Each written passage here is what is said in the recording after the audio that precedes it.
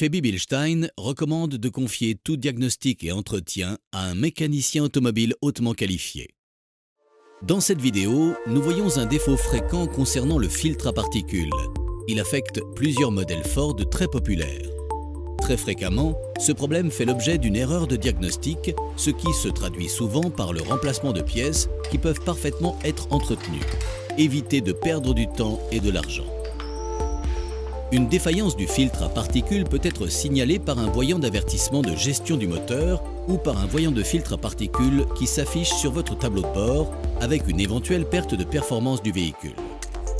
La première chose à faire est de consulter les codes de panne enregistrés et mémorisés dans le calculateur du véhicule en utilisant un outil de diagnostic adéquat. Le code de défaut commun à ce problème est P2002, efficacité du piège à particules en dessous du seuil. Ensuite, il faut contrôler les données qui proviennent en direct du capteur de pression différentielle du filtre à particules. Ici, nous pouvons voir que le capteur donne un relevé de différence de pression sur le filtre à particules.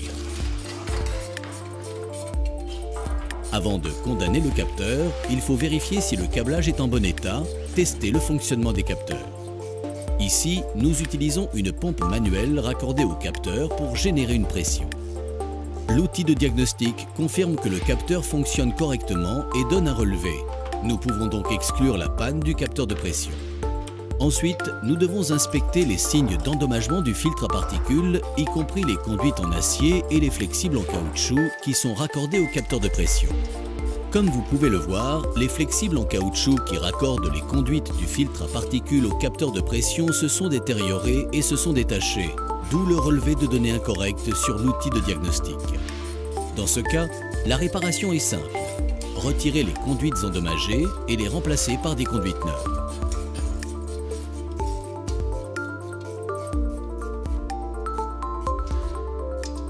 Une fois installé, vérifiez une nouvelle fois les données en direct des capteurs pour vous assurer que vous obtenez des relevés et effacez l'ancien code de défaut.